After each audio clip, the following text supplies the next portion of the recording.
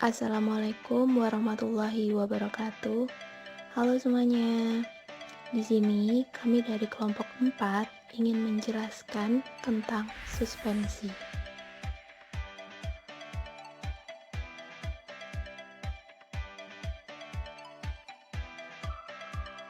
Di sini saya akan memperkenalkan anggota dari kelompok 4.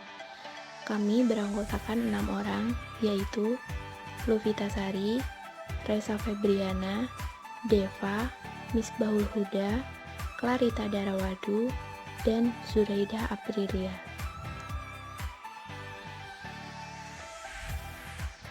Baik, di sini saya akan menjelaskan tentang apa itu suspensi. Suspensi adalah suatu dispersi kasar ketika partikel zat padat yang tidak larut terdispersi dalam suatu medium cair. Suspensi sendiri terdiri dari dua fase yang tidak saling bercampur, yaitu fase terdispersi atau zat terlarut dan fase pendispersi atau zat pelarut. Baik, yang selanjutnya yaitu kriteria suspensi yang baik. Kriteria suspensi yang baik ada 5, yaitu yang pertama, zat yang terdispersi tidak boleh cepat mengendap.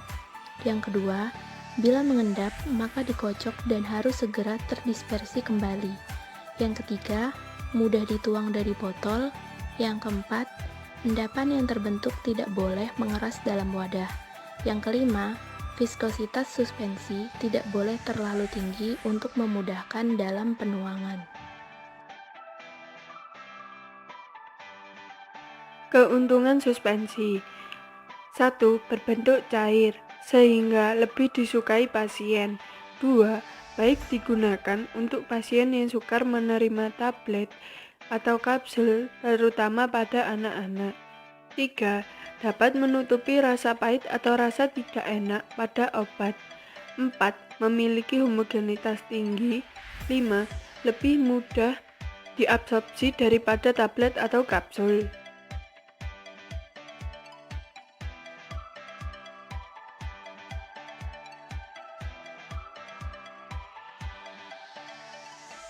Kerugian suspensi 1. Sediaan suspensi harus dikocok dahulu untuk memperoleh dosis yang diinginkan. 2. Jika membentuk caking, akan sulit terdispersi kembali sehingga homogenitasnya turun.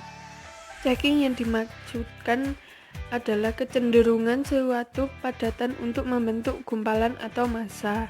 3. Jika terjadi perubahan suhu, kadang terjadi perubahan sistem dispersi.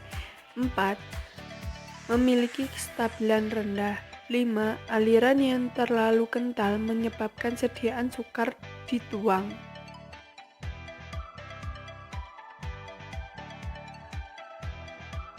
Selanjutnya ialah jenis-jenis suspensi. Jenis-jenis suspensi terbagi menjadi 5. Yang pertama, suspensi oral. Kedua, suspensi topikal. Ketiga, suspensi optimal. Keempat, suspensi tetes telinga. Kelima, suspensi injeksi.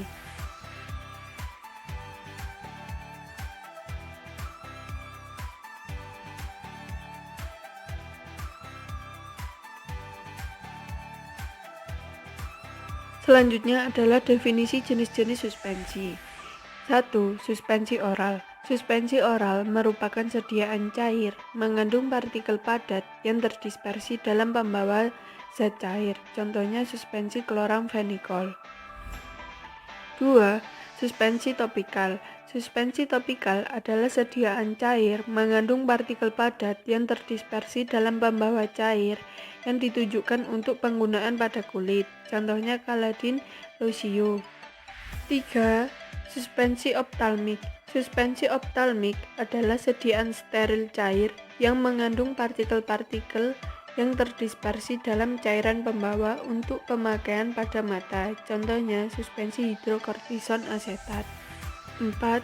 Suspensi tetes telinga. Suspensi tetes telinga adalah sediaan cair yang mengandung partikel-partikel halus yang ditunjukkan untuk diteteskan di telinga, contohnya suspensi hidrokortison. 5. Suspensi injeksi. Suspensi injeksi adalah sediaan berupa suspensi serbuk dalam medium cair yang sesuai dan tidak disuntikkan secara intravena dalam larutan spinal. Selanjutnya, faktor yang mempengaruhi stabilitas suspensi. Yang pertama, ukuran partikel. Ukuran partikel erat hubungannya dengan luas penampang partikel tersebut, serta daya tekan ke atas dari cairan suspensi itu. Yang kedua, jumlah partikel atau konsentrasi. Apabila di dalam suatu ruangan berisi partikel dalam jumlah besar, maka partikel tersebut akan susah melakukan gerakan yang bebas karena sering terjadi benturan antara partikel tersebut. Dan yang ketiga, kekentalan atau viskositas. Kekentalan suatu cairan mempengaruhi pula kecepatan aliran dari cairan tersebut. Kekentalan suspensi tidak boleh tinggi agar sediaan mudah dikocok dan dituang. Hal ini dibuktikan dengan hukum Stokes. Berikut adalah rumus dari hukum Stokes. Tipe suspensi dibagi menjadi dua, yaitu suspensi deflokulasi dan suspensi flokulasi. Ciri suspensi deflokulasi yang pertama, partikel berada dalam suspensi dalam wujud yang memisah atau ukurannya kecil. Yang kedua, laju pengendapan lambat karena partikel mengendap terpisah. Yang ketiga, endapan yang terbentuk lambat. Yang keempat, endapan biasanya menjadi sangat padat karena berat dari lapisan atas bahan endapan mengalami gaya tolak-menolak antara partikel dan membentuk cake yang keras, kemudian sukar terdispersi lagi. Yang kelima, penampilan suspensi menarik karena tersuspensi dalam waktu yang relatif lama. Ciri suspensi flokulasi. Yang pertama, partikel membentuk agregat bebas atau ukurannya besar.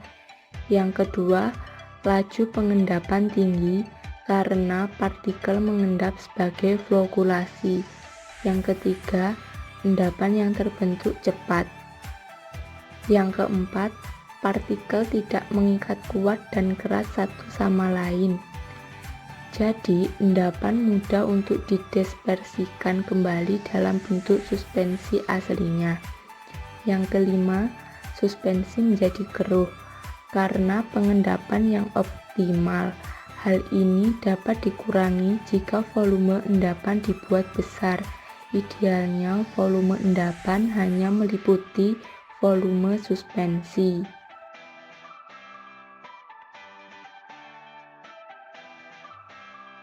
Berikut ini adalah gambar tipe dari suspensi.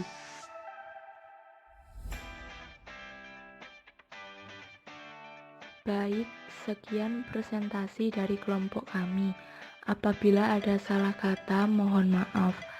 Saya akhiri, wassalamualaikum warahmatullahi wabarakatuh.